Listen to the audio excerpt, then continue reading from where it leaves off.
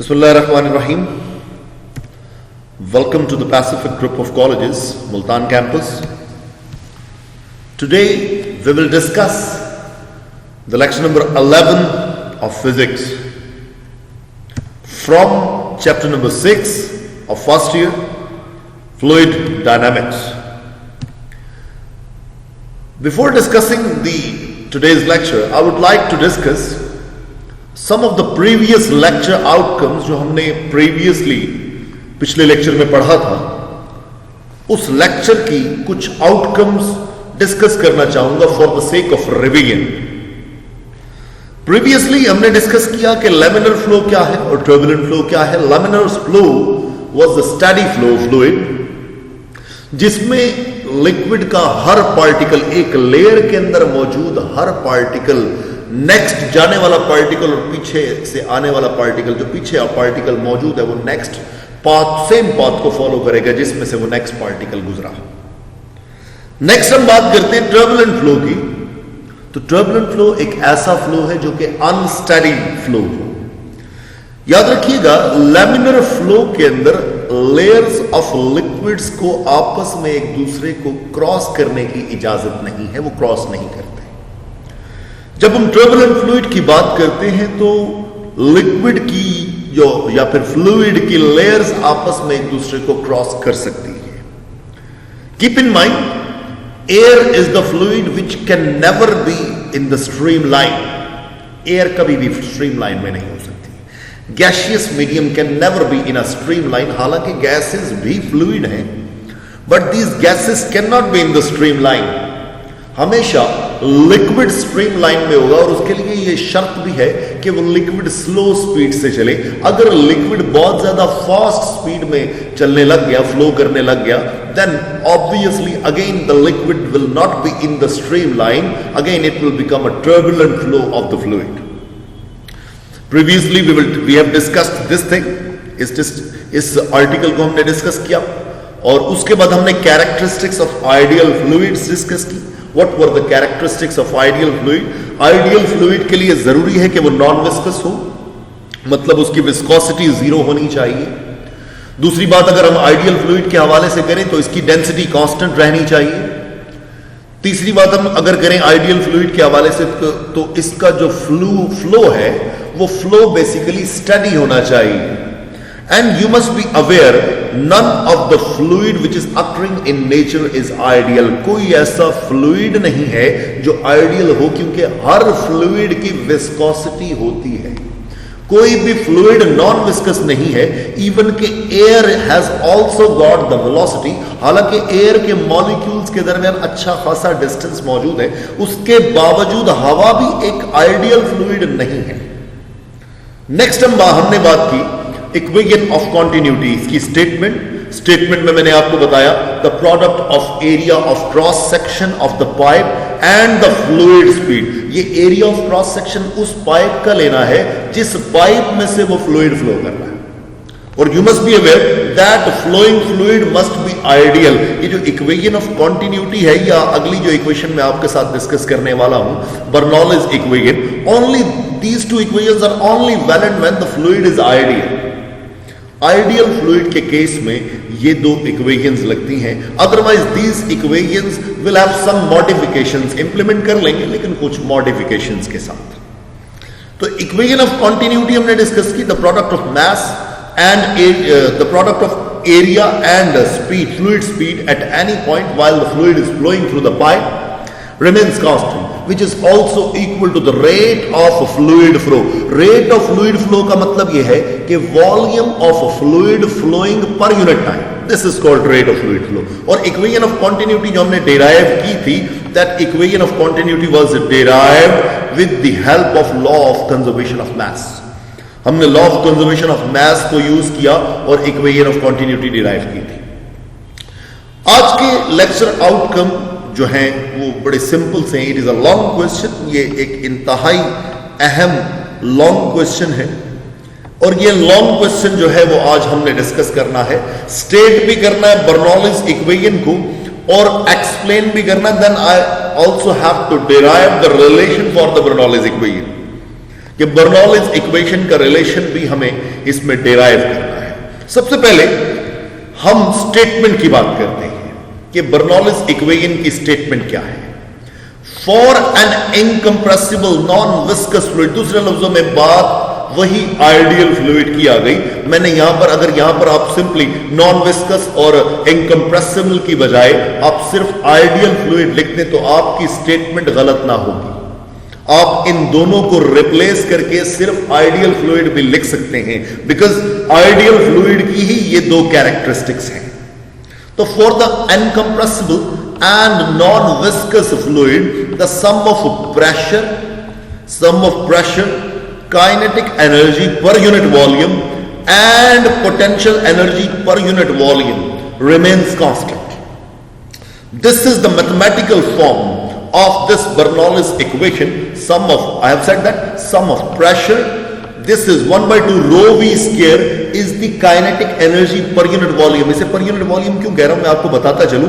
kinetic energy का relation जो होता है वो होता है 1/2 m v square. Whenever you will divide this energy with volume, then mass per unit volume will become density. So therefore this rho is the symbol of density. ये replacement कैसे आई? I'm implementing this statement of the Bernoulli equation on this mathematical form. इस Bernoulli's equation को mathematical form पर कैसे implement कर रहे हैं? I'm telling you this one कि ये mass kinetic energy per unit volume की बात की तो ये basically 1/2 rho v square कैसे आया? ये इस तरह से आया। और उसके बाद हम बात करते हैं rho g h. Obviously again the potential energy is equal to mgh, and whenever you will divide mgh, then m by v will become density. M by v, mass per unit volume, will become density, and this all will remain constant. You must be aware कि same quantities वो quantities add की जा सकती हैं जिन quantities के unit same हो।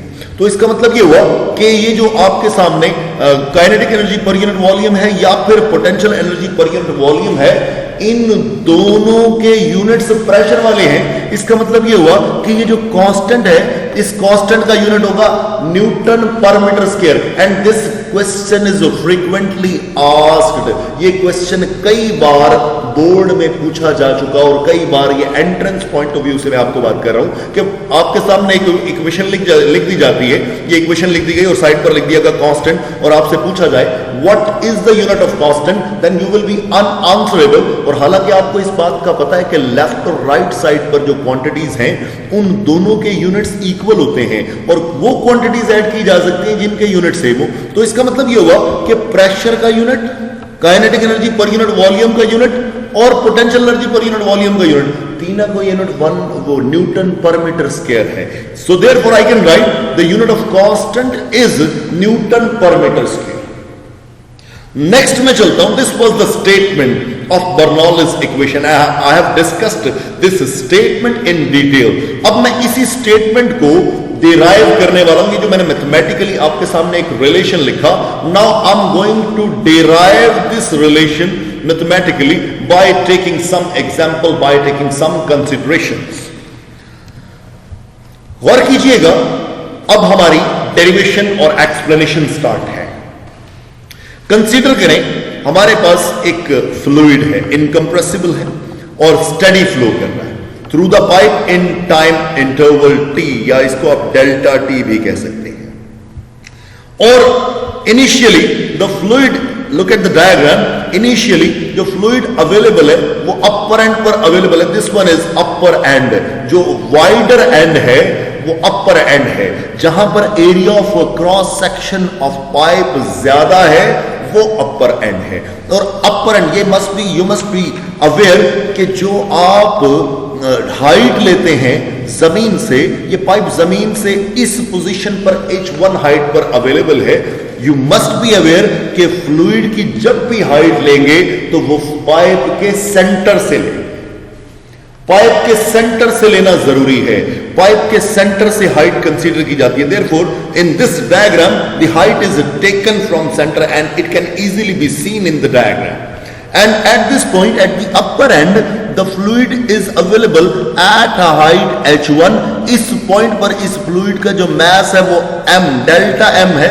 और इसी पॉइंट पर जो उस फ्लूइड ने डिस्टेंस कवर करना है दैट इज डेल्टा x1। इस पॉइंट पर इसी एरिया ऑफ क्रॉस सेक्शन में हम जो है वो प्रेशर भी एक्सर्ट कर रहे हैं and at the upper and the pressure is P1 and at the upper and the area is A1। The fluid speed at this upper and is V1। Now everything is clear to you in the diagram regarding upper end. Everything, every aspect is clear to you. अगर हम pressure exert कर रहे हैं, it means we are implementing force per unit area. We are applying force per unit area. It means हम force लगा रहे हैं. Force per unit area, किसी area पर force लगा दी तो बना pressure, लेकिन force तो लगी। अब मेरे बच्चे यहां पर आपने जो फोर्स इंप्लीमेंट की उस फोर्स की वजह से फ्लूइड ने कुछ डिस्टेंस तय किया अपर एंड पर, वो डिस्टेंस जी डेल्टा x1 है, तो इसका मतलब वर्क हुआ। अपर एंड पर आपने वर्क किया और वो वर्क बराबर है, यानी work through the distance delta x1, वो यहां पर हम लेंगे W1 and this W1 can be calculated with the formula F1 delta x1। Very simple, आपने फॉर्मूला वर्क का पढ़ा हुआ, that was equal to FD cos theta, क्योंकि यहां पर फोर्स और वेलोसिटी यानी फोर्स और डिस्प्लेसमेंट दोनों की डायरेक्शन सेम है, इस वजह से cos 0 हो जाएगा, डिस्प्लेसमेंट आपका डेल्टा x1 है। So finally you will get F1 delta x1. What was F1? I can derive the relation of F1 with the help of definition of pressure, और pressure की definition है P1 is equal to F1 over A1. F1 will be equal to P1 A1. It means in this equation which I am highlighting in front of you with the help of red pointer, in this I can easily put the value of F1 in this equation. जब put करते हैं तो मेरे पास finally answer आता है P1 A1 delta x1. This is the work done at the upper and. अब fluid ने flow करके नीचे की जानिब जाना है, नीचे की जानिब लोअर एंड ऑफ पाइप पर गौर कीजिए, एरिया ऑफ क्रॉस सेक्शन है जी A2, यहां पर जो डिस्टेंस कवर हो रहा है दैट इज डेल्टा x2।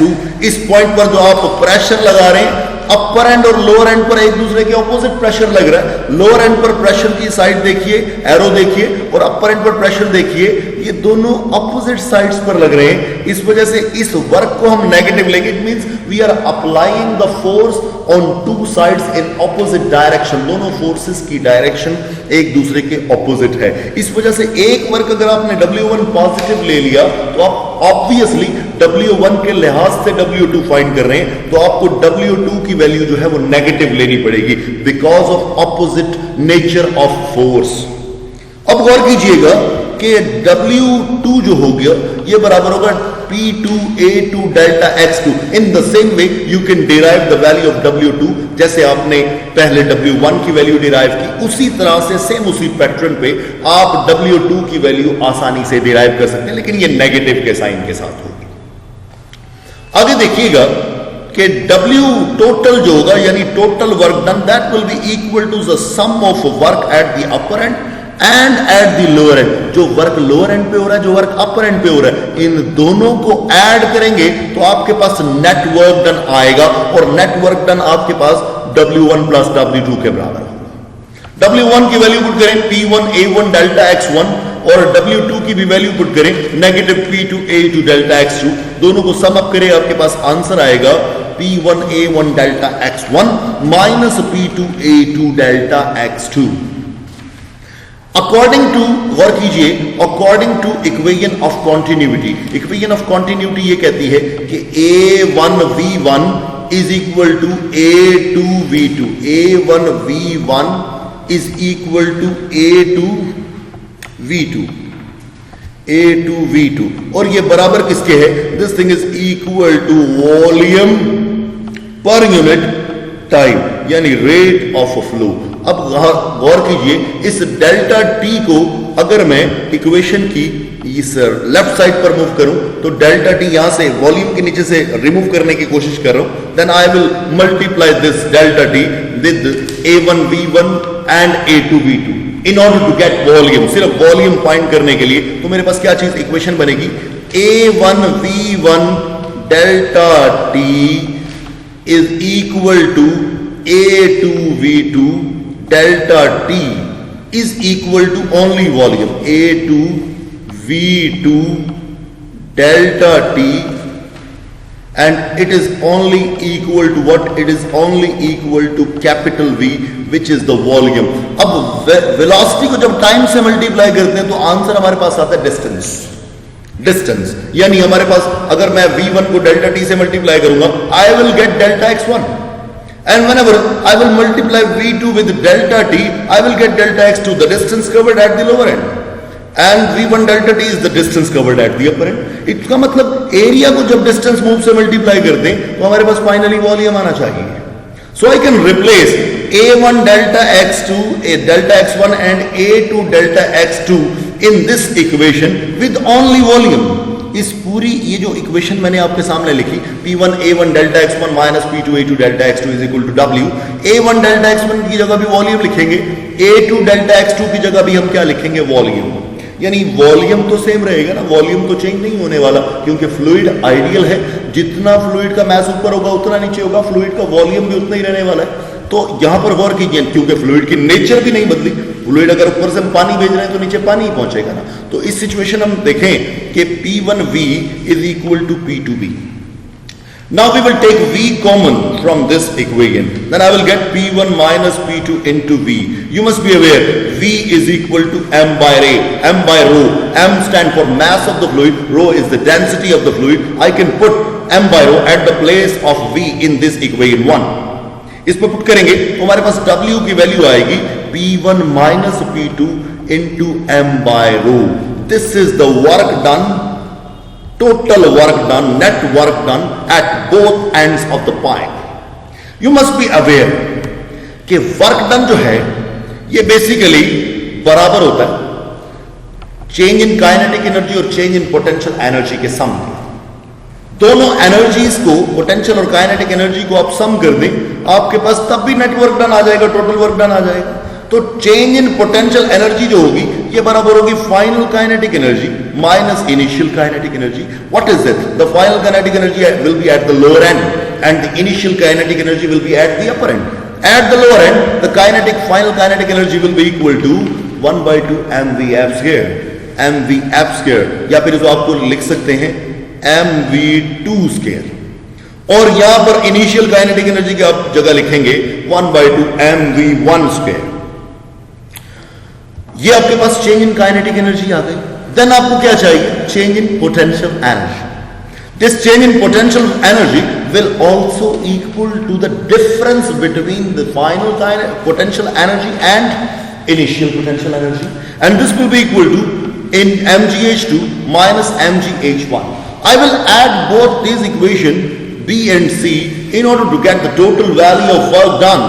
इन दोनों इक्वेशंस को ऐड करने के बाद मेरे पास total value of work done आएगी और वो बराबर होगी 1/2 mvf square minus 1/2 mvi square plus mgh2 minus mgh1.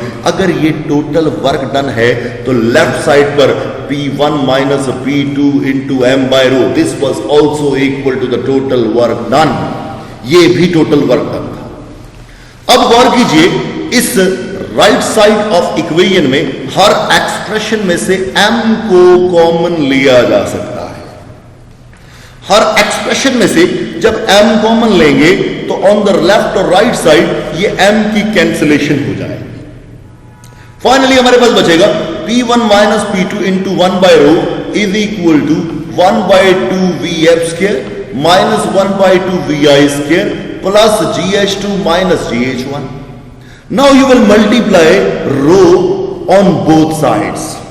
यहां लेफ्ट साइड से ये रो कैंसिल हो जाएगी इस एक्सप्रेशन में, लेफ्ट साइड पर ये रो कैंसिल होगी, राइट साइड पर आप रो को मल्टीप्लाई कर देंगे तो आपके पास एक्सप्रेशन ऑन राइट साइड जो बनेगा वो बनेगा जी 1/2 रो f square rho 2 square rho v2 square minus 1/2 rho v1 square plus रो gh2 माइनस रो gh1. यहां पर इक्वेशन के अंदर एक थोड़ी सी चेंजिंग की दीजिएगा. यहां पर जहां पर vf लिखा है उसे v2 बना लीजिएगा और जहां पर vi लिखा है उसे v1 बना लीजिएगा. This will be very simple for you. Then आप देखिएगा कि ये मल्टीप्लीकेशन हो गई, 1 वाली टर्म्स अलग कर लें, 2 वाली टर्म्स अलग कर लें, यानी ऑन दी राइट साइड जो P2 है इसको हमने लेफ्ट साइड पर लाना है, और ऑन दी लेफ्ट साइड जो हमारे पास 1/2 रो V1 स्क्वायर है और रो जी H1 है, इन दोनों एक्सप्रेशंस को हमने लेफ्ट साइड पर ले जाना। P2 को राइट पर लाएंगे, 1/2 rho V1 square minus 1/2 rho g minus rho g H1, इन दोनों एक्सप्रेशंस को आप राइट साइड पर लाएंगे। What we get, P1 plus 1/2 rho V1 square plus rho g H1 is equal to P2 plus 1/2 rho V2 square plus rho g H2। गौर कीजिए कि दोनों एंड्स पर sum of pressure, kinetic energy per unit volume and potential energy per unit volume, ये दोनों तरफ जो ये सम है, ये सम की वैल्यू सेम आ रही है। इसका मतलब हमारी जो बर्नौलिस इक्वेशन है वो सेटिस्फाई हो गई। याद रखिएगा, इस बर्नौलिस इक्वेशन को प्रूफ करने के लिए मैंने law of conservation of energy का यूज किया। Law of conservation of energy is implemented in order to prove the Bernoulli's equation. Law of conservation of energy कैसे यूज हुआ, देखें, sum of potential and kinetic energy was equal to work done. It means I have taken the energy constant. This was the Bernoulli's equation which is the lecture of today. इंशाल्लाह next lecture में फिर मुलाकात होगी। आज के लिए इतना ही, मुझे इजाजत दीजिए। खुदा हाफिज।